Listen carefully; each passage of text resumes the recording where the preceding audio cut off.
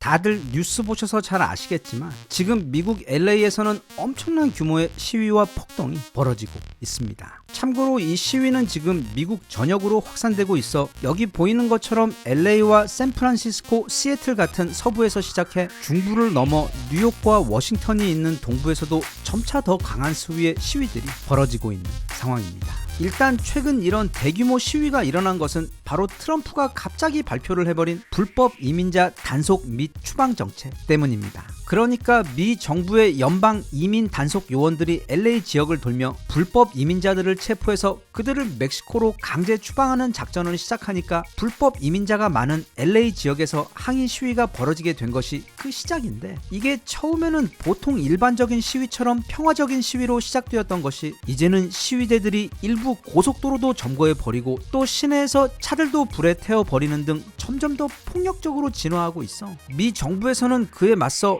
무려 주 방위군 군인들을 2,000명이나 출동시키고 또 장갑차 등 군대 장비까지 투입하면서 이제는 거의 전쟁터 수준으로 변해버리고 있는 것이 지금 이 LA 시위 및 폭동 상황입니다. 그런데 이 시위대의 입장에서 보면 이렇게 격렬하게 저항할 수밖에 없는 것이, 지금 미국의 인구를 살펴보면 가장 많은 백인이 대략 60% 정도를 차지하고 있고, 두 번째로 많은 인종이 바로 히스패닉 또는 라틴계 인구인데 거의 20%에 육박합니다. 그리고 그중 대부분은 이웃 멕시코에서 넘어온 사람들입니다. 참고로 흑인의 경우 미국 전체 인구의 약 12.5%밖에 되지 않습니다. 그런데 이 20%의 히스패닉 인구의 통계는 불법 이민자들을 포함시키지 않은 숫자이기 때문에 그들까지 포함하면 대략 전체 인구의 25%까지도 되는 것으로 알려져 있습니다. 그래서 현재 LA나 미국 서부 지역에 살고 있는 히스패닉 인구들 가운데 약 1,300만 명 정도가 불법 이민자로 추정되고 있고, 이들 가운데 상당수는 이미 미국으로 넘어와 생활을 시작한 지가 때론 수십 년 이상 되어 이미 가정을 꾸리고 직장도 여기에 다 있으며 아이들도 미국에서 학교를 다니고 있어 사실상 삶의 모든 것이 이미 이 미국에 있는 사람들이 아주 많습니다. 그런데 이런 상황에서 갑자기 아무런 예고도 없이 미국 정부가 대대적인 단속을 시작하며 사람들을 체포하고 미국 밖으로 쫓아내기 시작하니까 이들 입장에서는 순식간에 삶의 모든 터전을 잃게 되어버려 거의 목숨을 걸고 투쟁을 시작하게 된 것입니다. 아울러 이 불법 이민자들이 모두 쫓겨나게 되면 그동안 미국의 식당, 공장, 세탁소, 마트 등 거의 산업 전반에서 저임금 노동자 자리를 채우고 있던 인력들이 갑자기 사라지게 되어버리는 상황이어서 미국의 많은 자영업자들도 최근 안 그래도 너무 어려운 미국 경제 사정에 더해 또 도시 전체에서 매일 커다란 시위까지 벌어지며 혼란스러운 것과 함께 이제는 기존 직원들이 갑자기 사라지는 상황까지 더해져서 미국 정부의 이런 불법 이민자 단속 정책에 대해 우려 섞인 시선으로 바라보고 있는 사람들이 많습니다. 그런데 이것과는 별개로 그런 시위 현장에서 좀 떨어진 곳에서 정말 생뚱맞은 일들이 벌어지고 있습니다. 바로 시위대를 가장한 사람들이 상점과 가게를 부수고 들어가 그 안에 있던 상품들을 마구잡이로 훔쳐서 달아나고 있는 상황이 지금 LA 곳곳에서 벌어지고 있는 것입니다. 애플 매장도 완전히 털려버려 지금 운영을 중단했고, 주변의 보석상들도 당연히 가장 먼저 공격 대상이 되었으며, 심지어 아디다스나 나이키 같은 일반 매장들에도 그 도둑분들께서 떼거지로 몰려와서는 상점 내부 물건을 깨끗하게 털어가 버리는 놀라운 일들이 최근 점점 더 많이 LA 지역들에서 벌어지고 있으며 매일 더 많은 주변 지역으로 이런 일들이 번지고 있어 해당 지역의 많은 사람들이 크게 걱정하고 있는 상황입니다. 그리고 더 심각한 것은 지금 이런 상황이 번져가고 있는 그 길목에는 바로 우리 교민분들이 계시는 코리아타운도 위치하고 있어 한국 교민들 또한 최근 크게 우려하고 있는 상황입니다. 그런데 이런 상황에서 정말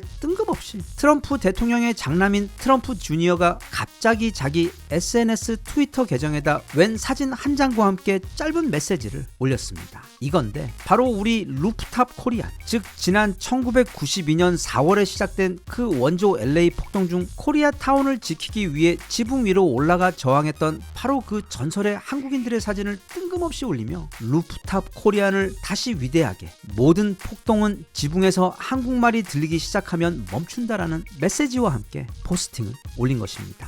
트럼프 주니어가 지금 이 상황에서 이런 포스팅을 올린 의도는 아마도 최근 LA 지역에서 불법적이고 폭력적인 시위와 또 약탈이 빠르게 번지고 있다 보니 그들에게 겁을 주어 그런 불법 시위와 행위의 확산을 막기 위해 이런 포스팅을 올린 것으로 해석되고 있습니다. 즉 너희들 자꾸 그렇게 불법적이고 폭력적인 시위를 하게 되면 지난번처럼 또 한국인들이 등장하게 되어 가만두지 않을 거다 하고 일종의 비유적으로 경고를 한 것이라는 뜻입니다. 그럼 좀 궁금해집니다. 가정집에서도 총을 몇 정씩 가지고 있는 미국에서, 그리고 온갖 종류의 엄청 무서운 갱들이 가득한 이 LA에서 고작 그 한국인이 뭐라고 마치 영험한 힘을 발휘하는 신비한 부적을 붙이듯 지금 미쳐 날뛰는 그들을 향해 그런 경고 따위가 도대체 왜 무서운 것인지 잘 이해가 가지 않습니다.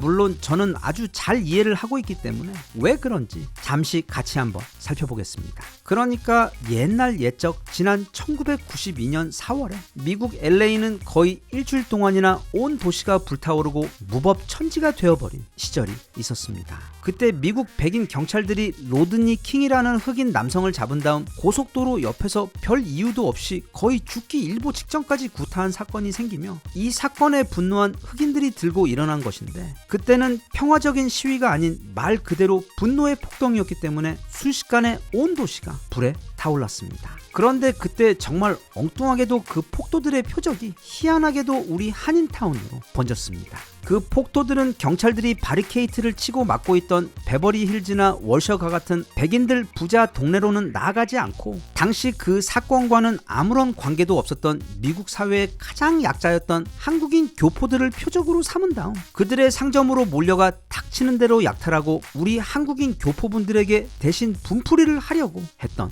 것입니다. 실제로 당시 부족했던 LA의 경찰 병력들 중 대부분이 베버리 힐즈 등 LA의 부자 동네들을 보호하는 데 투입되다 보니 그때 코리아타운은 그야말로 아무런 보호도 받을 수 없는 무방비 상태였고, 그렇게 경찰까지 벌인 코리아타운은 꼼짝없이 흑인들의 약탈과 분풀이 대상이 되는 수밖에 없었습니다. 그래서 점점 더 많은 폭도들이 너나 할 것 없이 각자 손에 무기를 들고 모두가 다 코리아타운으로 몰려들었습니다. 그런데 당시 이 흑인 폭도들이 모르고 있던 사실이 한 가지 있었습니다. 그 비밀은 바로 그 이름 안에 숨어 있습니다. 코리아타운. 네, 그곳에는 바로 코리안들이 있다는 점이었습니다. 그러니까 평소 코리아타운에서 사람 좋은 얼굴로 세탁소와 슈퍼마켓을 운영하고 있던 그 배불뚝이 한국 아저씨들이 사실은 전부 살벌한 메이드 인 코리아 전사들이며, 그리고 그중 일부는 베트남전에서 사신이 되어 날아다녔던 무시무시한 전투 괴물들이었다는 사실을 그 폭도들은 상상도 하지 못하고 있었던 것입니다.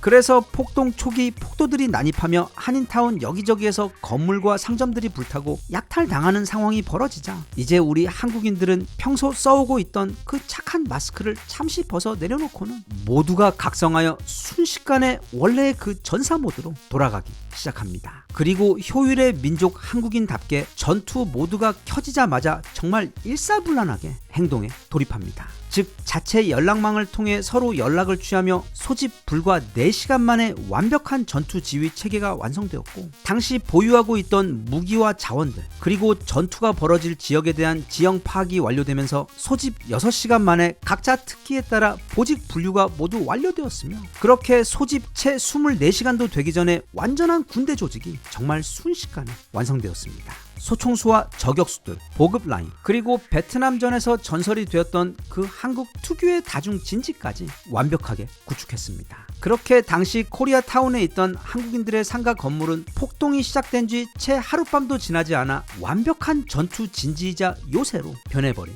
것입니다. 이때 헬기를 타고 코리아타운 주변을 날아다니며 당시 상황을 전하던 여러 미국 방송 뉴스들을 통해 이 상황을 TV로 지켜보던 미국인들은 그런 한국인들의 모습을 보고는 말 그대로 쇼크를 먹었습니다. 그때 전쟁 참여 경험이 있던 당시 한 기자는 이 광경을 보고는 이렇게 말했습니다. 한국인들은 지금 건물 옥상의 진지를 구축했고 그 옥상마다 스나이퍼들이 거리를 모든 방향으로 내려다보며 조준하고 있으며, 이들 한국인 전사들은 모두 손에는 소총을 그리고 허리에도 권총을 차고 있습니다. 그리고 지금 이들이 만든 진지나 대공 초소들은 모두 그냥 민간인들이 급하게 어설프게 만든 것이라고 보기에는 너무도 치밀하고 무서워. 즉 누구든 거기 잘못 뛰어들어갔다가는 순식간에 포위가 되어 벌집이 되어버릴 수밖에 없는 엄청난 군사적 전문성을 가진 킬존으로 구축되어 있어 너무도 놀랍습니다. 실제로 당시 코리아타운 곳곳에 요새화된 이 상가 건물들의 경우 일단 건물의 옥상은 모두 완벽한 엄폐물을 갖춘 사격 진지로 구축되어 그곳에서 사방으로 향해 스나이퍼들이 조준을 하고 있었고, 또 땅에서도 건물 진입로부터 입구까지가 이미 완벽한 함정으로 만들어져 있어 폭도들이 어찌어찌 그 입구를 통해 건물 내부로 들어온다 해도 그때부터 각종 장애물들 때문에 마음대로 들어올 수는 있어도 절대 살아서는 나갈 수 없는, 마치 호텔 캘리포니아처럼 침입자들은 어쩔 수 없이 한 방향으로 달려갈 수밖에 없었는데, 그 방향으로 가다 보면 막다른 골목에서 위로 아무런 엄폐물도 없는 킬존이 나오며 건물 위 사방에서 쏟아지는 집중 사격의 벌집이 되어야만 하는 실로 엄청나게 무서운 구조로 구축이 되어 침입자들을 기다리고 있었다고 합니다. 그리고 이 모든 게 구축되며 완성되는 과정을 하늘 위에서 헬기를 타고 촬영하며 전송된 TV 뉴스를 보고는 당시 미국의 전 국민이 기겁하며 놀랐던 것입니다. 또 그래서 해당 뉴스가 방송을 통해 전해지자 그 뉴스를 본 흑인 폭도들 사이에서도 지금 코리아타운 근처에 가면 죽는다는 소문이 빠르게 퍼지면서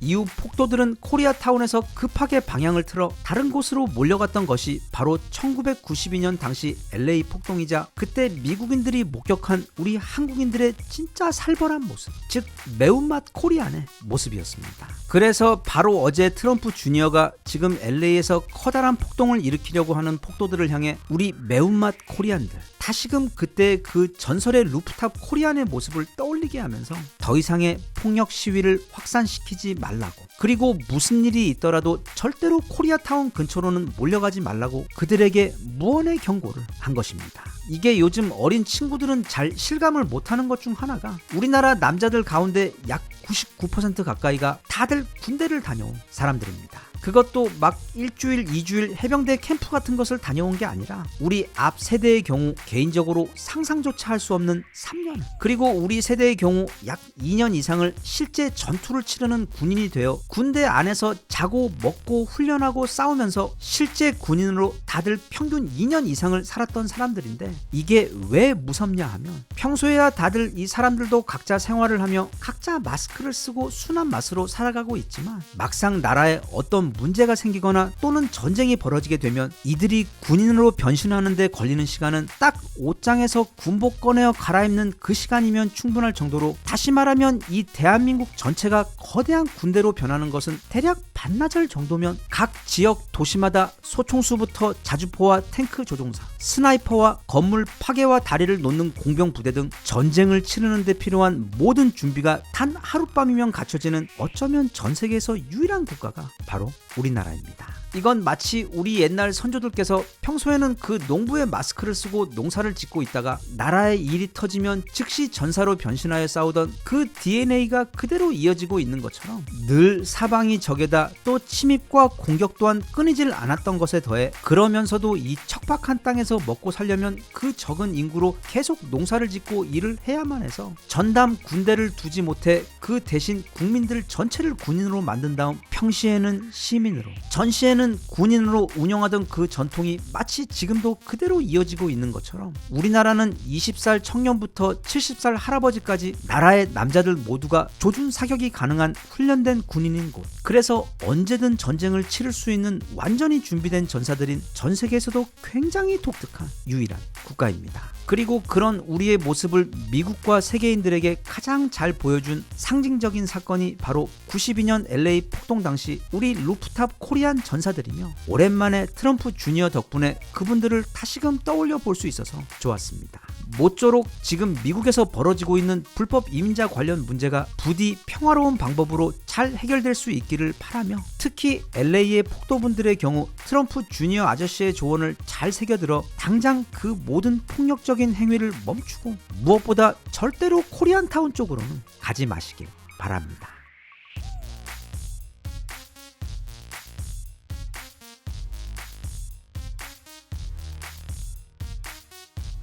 Even if you tried, you wouldn't understand it.